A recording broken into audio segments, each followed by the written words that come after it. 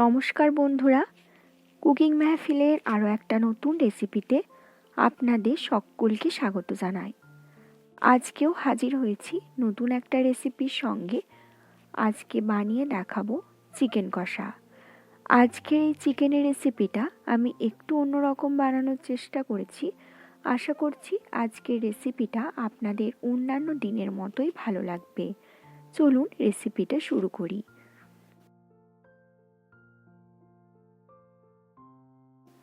একটি mixing bowl নিয়ে নিয়েছি। এই বোলের মধ্যে দিয়ে দিয়েছি 500 গ্রাম চিকেন। এখানে আমি 500 গ্রাম চিকেনটাকে খুব ভালো করে ধুয়ে পরিষ্কার করে নিয়েছি।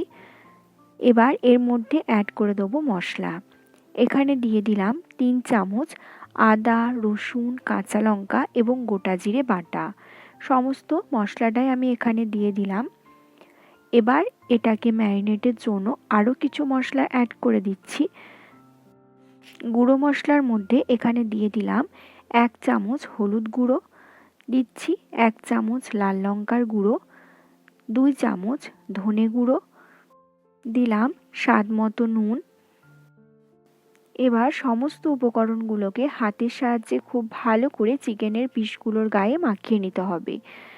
আগে থেকে চিকেনটা ম্যারিনেট করে রাখলে চিকেনের মধ্যে এর ফ্লেভারটা কিন্তু পাওয়া যায় এবং চিকেন আরও বেশি টেস্টি এবং জুসি হয়। তাই চিকেন রান্না করার সময় অবশ্যই এই রকমভাবে আগে থেকে ম্যারিনেট করে রাখবেন, তাহলে আপনার চিকেনের রেসিপিটা কিন্তু খুবই টেস্টি হবে। দেখুন, হাতের সাহায্যে আমি প্রত্যেকটা চিকেনের পিসের গায়ে মশলাটাকে খুব ভালো করে মাখিয়ে নিচ্ছি। আজকে আমি যে চিকেনের রেসিপিটা নিয়ে এসেছি, এই রেসিপিটা আপনারা সাদা ভাত, রুটি, পরোটা, লুচি যে কোনো কিছুর সঙ্গে কিন্তু খুব সহজেই সার্ভ করতে পারেন। দেখুন, ম্যারিনেট করা আমার একদম কমপ্লিট হয়ে গেছে। এবার এর মধ্যে অ্যাড করে দিচ্ছি 1 চামচের মতো সর্ষের তেল। হাতের সাহায্যে নিয়ে আমি সমস্ত চিকেনের পিসগুলোর গায়ে একবার ভালো করে মাখিয়ে নিচ্ছি।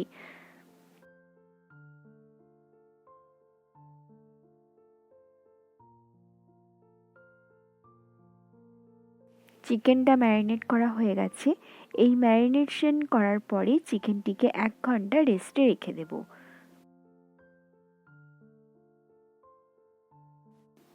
চিকেন রান্নার জন্য ওভেনে কড়াই চাপিয়ে কড়াইয়ের মধ্যে দিয়ে দিলাম প্রায় 2 টেবিল স্পুন সর্ষের তেল। সর্ষের তেলে রান্নাটা করব। তেল যখন খুব ভালো মতো গরম হয়ে যাবে, সেই তেলের মধ্যে ফোড়নে অ্যাড করে দিয়েছি লবঙ্গ, দারচিনি এবং এলাচ। 3 থেকে 4টে লবঙ্গ, 2টো দারচিনি এবং একটা এলাচ এখানে আমি ফোড়নে দিয়ে দিয়েছি। আর দিয়েছি 1 চামচের মতো গোটা জিরে। এবার এর মধ্যে অ্যাড করে দিয়েছি পেঁয়াজ। এখানে হাফ কাপ পেঁয়াজ ইউজ করেছি।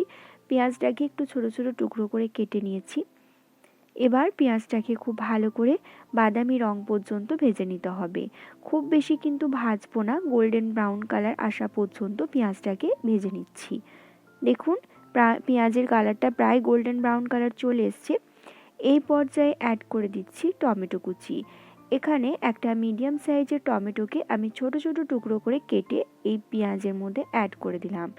টমেটোটাকে একটু ভাজা ভাজা হতে দেব। টমেটোটা তাড়াতাড়ি সেদ্ধ হওয়ার জন্য এখানে অ্যাড করে দিলাম সামান্য একটু নুন। এবার নুনটা দিয়েও ভালো করে একবার কষিয়ে নিচ্ছি টমেটো এবং পেঁয়াজটিকে।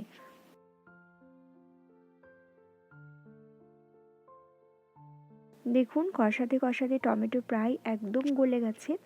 এই পর্যায়ে অ্যাড করব চিকেনের পিসগুলি। দেখুন, একটা একটা করে চিকেনের পিস আমি এই মশলার মধ্যে দিয়ে দিচ্ছি।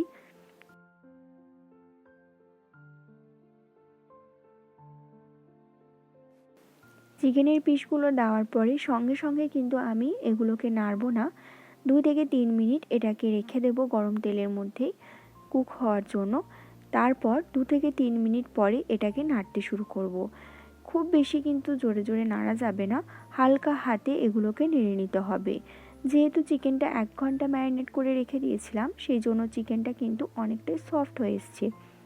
এবার চিকেনটাকে ভালো করে মিডিয়াম ফ্লেমে কষাতে হবে, যতক্ষণ না চিকেনের কালার চেঞ্জ হচ্ছে এবং চিকেনটা পারফেক্টভাবে কুক হয়ে যাচ্ছে, ততক্ষণ কিন্তু এটাকে ঢাকা দিয়ে নেড়ে চেড়ে কষিয়ে নিতে হবে।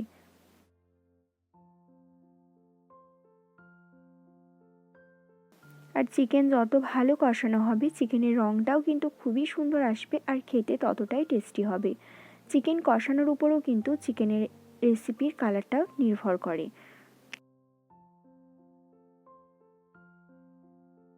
চিকেনের কালারটা কিন্তু অলরেডি চেঞ্জ হতে শুরু করে দিয়েছে। আগেই বললাম যত ভালো করে কষানো হবে চিকেনের রেসিপিটার কালারটাও কিন্তু ততটাই সুন্দর আসবে। দেখুন চিকেনে আমি কিন্তু এক্সট্রা করে এখনও অবধি কোনো জল ইউজ করিনি। চিকেন থেকে যে জলটা বেরোচ্ছে সেই জলের মধ্যেই কিন্তু চিকেনটা কষানো হচ্ছে এবং চিকেনটা কুকও হচ্ছে। দেখুন চিকেনটা কিন্তু অনেকটাই কুক হয়ে এসছে। এই পর্যায়ে আমি অ্যাড করে দিলাম সামান্য একটু জল। যেমন আপনারা গ্রেভি পছন্দ করেন সেই মতো জল এখানে ইউজ করে নেবেন। চিকেনটা সেদ্ধ হওয়ার জন্য যতটা জল লাগে সেই মতো আমি জল এখানে অ্যাড করে দিলাম। এবার এটাকে ফুটতে দিচ্ছি যতক্ষণ না চিকেনটা পারফেক্টভাবে কুক হয়ে যাচ্ছে এবং আপনাদের যতটা গ্রেভি দরকার সেই মতো পর্যায়ে আসছে ততক্ষণ কিন্তু চিকেনটাকে কুক হতে দিতে হবে। দেখুন চিকেনের কালারটা কতটা সুন্দর এবং কতটা লোভনীয় হয়েছে। এই পর্যায়ে আমি অ্যাড করে দিলাম গরম মশলার গুঁড়ো 1 চামচ আর দিয়ে দিলাম 1 চামচ ভাজা মশলার গুঁড়ো। দিয়ে দিচ্ছি এখানে ধনেপাতা কুচি। এবার সমস্ত উপকরণগুলোকে আরও একবার খুন্তির সাহায্যে খুব ভালো করে নেড়েচেড়ে মিশিয়ে নিচ্ছি। আমি কিন্তু এতটাই গ্রেভি রাখবো, খুব বেশি কিন্তু ঝোল আমি এখানে রাখছি না। দেখুন কতটা সুন্দর এবং কতটা লোভনীয় লাগছে চিকেনের এই রেসিপিটি।